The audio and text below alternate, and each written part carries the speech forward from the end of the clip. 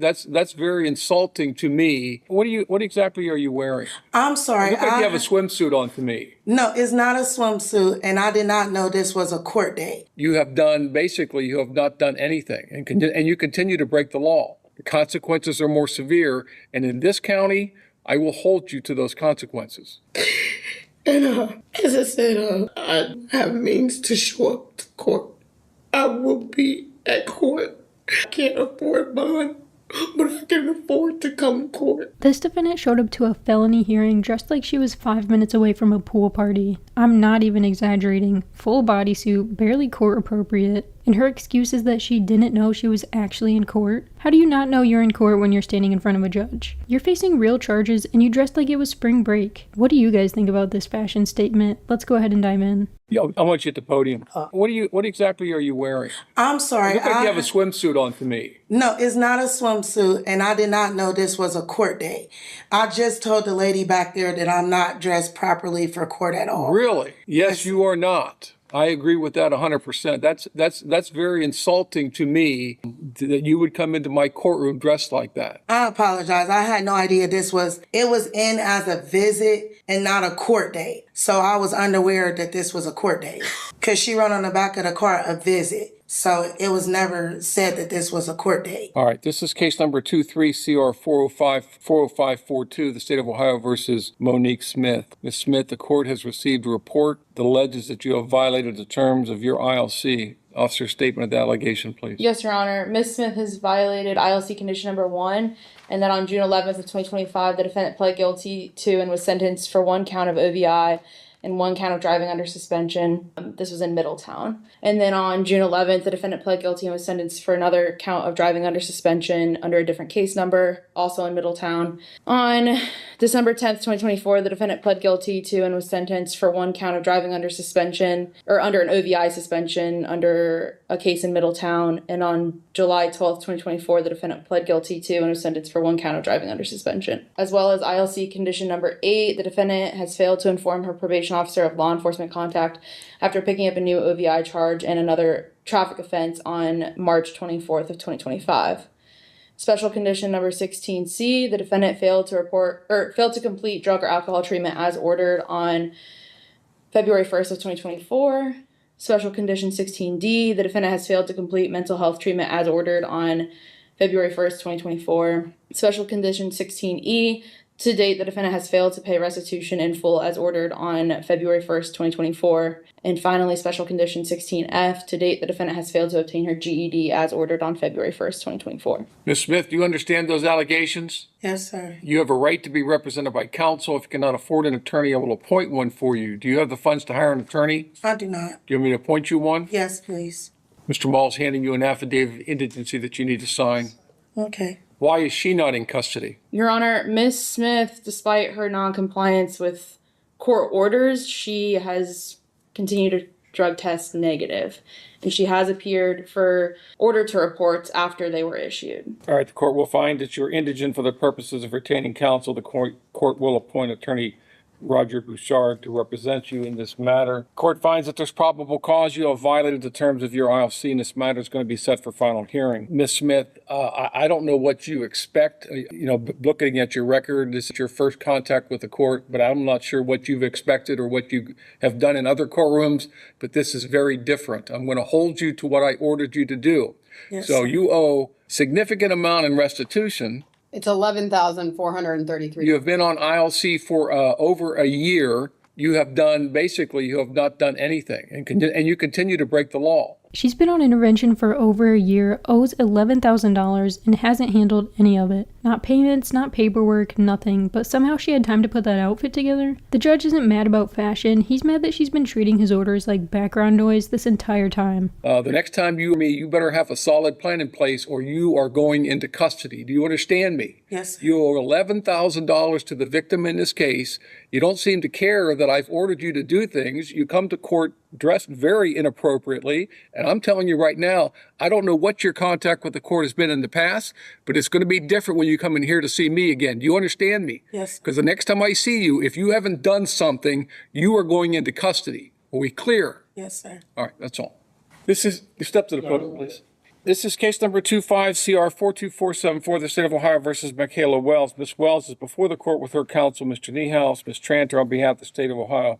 First off, Mr. Niehaus, with regard to your motion for intervention in lieu of conviction, the court is going to deny that motion. Ms. Tranter. Your Honor, with the denial of that motion, it's my understanding that Ms. Wells is willing to change her plea to guilty this afternoon to a felony of the 5th degree theft. All right. Mr. Niehaus, is that accurate? That is our understanding. All right, Ms. Wells, you're telling me your plea to the one count of the indictment. Before I get to your change of plea, I'm going to go over some things with you, okay? Yes. How old are you? 18. How far did you go in school? I graduated. So you can read and write? Yes. Are you a citizen of the United States? Yes. Has anyone promised you how the court would sentence you in this case? No. Is that this document says that you're entering a plea of guilty to one count of theft as a felony of the 5th degree. That carries a maximum penalty of 12 months in prison and a maximum fine of $1,000. The prison term is not mandatory. Do you understand the maximum penalty? Yes. Ms. Tranter. On or about October 28th, 2024, Warren County, State of Ohio, the defendant, Michaela Wells, did with purpose to deprive the owner of property, knowingly exerted control over that property without their consent.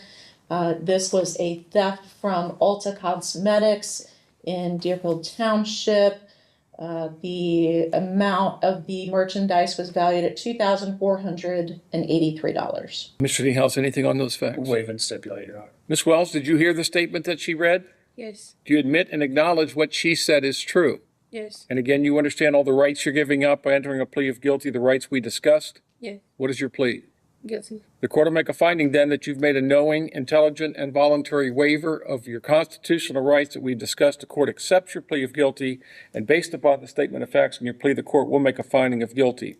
Now, Ms. Wells, I know you didn't come down here today this was an ILC hearing, so I am going to allow Mr. Niehaus to schedule this at his convenience over the next several weeks. Now, just so that we're clear, you are 18 years old. You have theft charges pending in Butler County, Cuyahoga County. You're on probation in several counties for theft offenses. This is not a good start to your life, adult life, I should say, is it? No. So either you stop stealing or you're going to spend the rest of your life in and out of jail. And I don't know how to get through to you. I appreciate the fact that you were here on time. In fact, you were here early today. I told you last time you needed to be more respectful with regard to that, and you responded. But then you tested positive for marijuana, which I told you were not allowed to use as a condition of your bond. Now, between the time between the time of now and the time that you come back for sentencing, there's a couple of things that I would recommend to you if you don't want to go to jail. Because quite frankly, I don't like people. Reality finally hits as the judge lays out the stakes.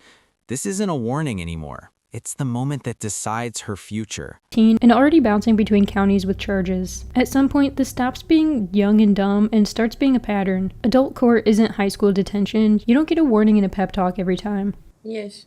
It's not a very pleasant thing. Something that you own, that you've worked for, that earned, is taken from you by someone who did not earn it. That's very to me. So, there's several $1,000s in restitution that's owed. If I were you and I didn't want to go into custody, I would do everything I could to get that restitution paid in full before I came back. And I'd stop smoking marijuana because the judge told me I wasn't allowed to do it. That's just me. You can make your choices. You're now an adult. But when you make bad choices, you understand there are consequences. We clear on this? Yes. All right. I'm just giving you some advice to maybe keep you from going into custody because, quite frankly, at this point in time of your life, you're not in juvenile court anymore. The consequences are more severe. And in this county, I will hold you to those consequences, okay? I don't know what your experience is in Cuyahoga County where I don't know if they forget about you or what. I'm not going to forget, okay? Yes. All right, do what you got to do. I'll see you in a few weeks.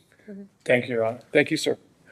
Case number 22CR39959, the State of Ohio versus Stephanie Hose. Ms. Hose before the court with her attorney, Mr. Swift. Ms. Tranter on behalf of the State of Ohio. Ms. Tranter. Your Honor, it's my understanding Ms. Hose is going to be changing her plea this morning to count one of the indictment, felony of the forgery, felony of the 5th degree. State will ask for dismissal of count 2. Mr. Swift, is that accurate? That's correct, Your Honor. Ms. Ms. Hose, you're telling me you're going to change your plea to the one count of the indictment. Before I get you to change the plea, I am required to go over some things with you, okay? Yes, sir. How old are you? I am 33 years old. How far did you go? As the courtroom grows tense, every word now carries weight, and the consequences feel closer than ever. How the court would sentence you in this case? No, sir. This document says you're entering a plea of guilty to one count of forgery as a felony of the 5th degree. That carries a maximum penalty of 12 months in prison and a maximum fine of $2,500. Do you understand the maximum penalty? Yes. Your Honor, in addition to the facts alleged in the indictment, this offense occurred November the 17th of 2022, Warren County, state of Ohio. On that date, the defendant, Ms. Hosa, did attempt to make a withdrawal from the victim's Fifth Third bank account using a fraudulent withdrawal slip and a stolen identification card. Mr. Swift, anything on those facts? Nothing. Ms. Hose, did you hear the statement that was read? Yes, sir. Do you admit and acknowledge what she said is true? Yes, sir. And again, you understand all the rights you're giving up by entering a plea of guilty, those rights we discussed. Yes, sir. What is your plea? Guilty. Court will make a finding then that you've made a knowing, intelligent, and voluntary waiver of your constitutional rights that we've discussed. The court will accept your plea of guilty, and based upon the statement of facts in your plea, the court will make a finding of guilty. I'm going to order a pre-sentence investigation, Ms. Hose. We'll come back in a few weeks and do sentencing at that time. Your Honor, can we be heard on bond? Sure. I think Ms. Hose has some extenuating circumstances going on with her right now. I'll let her explain to the court why she didn't show up last April, what her current situation is, and she also just had a 2-month-old child. So, good job. Why you didn't show up first? Okay, first, why I didn't show up. I lost my job. I lost everything. So I didn't have no means of transportation. So that was why I didn't show. That's why I wasn't able to show up. That has changed. I do receive Social Security. I receive $943 a month. I recently just received one of my checks. I get paid the 25th of every month. Then she starts talking about her income schedule like that fixes being gone for 16 months. Knowing when your paycheck hits doesn't help when you ignore a warrant. If she can track deposits, she can easily track a court date. The priorities are just backwards.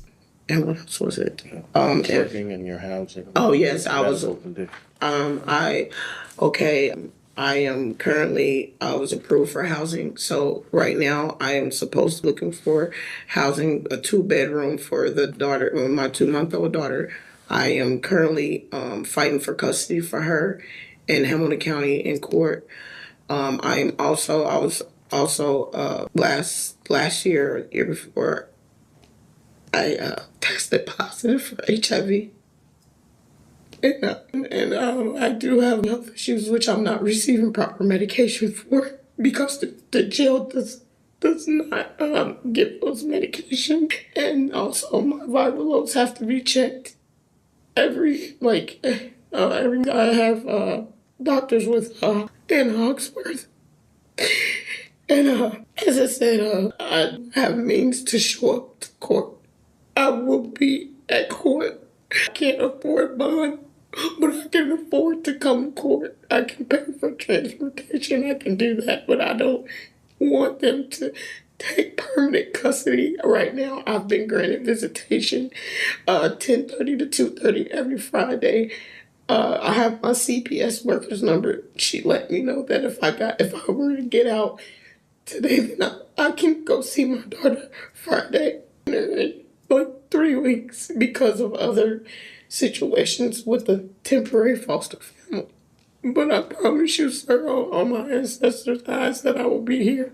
Ms. Hose, this isn't a situation that you just last week or last month or even a few months ago that you up. It's been 1 year and 4 months that you've been gone. You're telling me you didn't have access to a phone to call somebody up here? I did. I called that probation officer at the time. Did you think that you're just going to... No, sir. Okay. No, sir. No. Look, first off, I'm not going to grant you a bond after having absconded for 1 year and 4 months, from 5 months from your previous bond order. Second is, there's no victim hasn't been notified of this today, so the request is denied. All right. This is still a statement. You're going to be held in the county jail pending your sentencing. I'll reconsider if Mr. Swift wants to file another motion and notify the victim in the case. I'll reconsider it, but at this point in time, you're gonna sit in jail. That's all. Thank you, Your Honor. No bond. Man.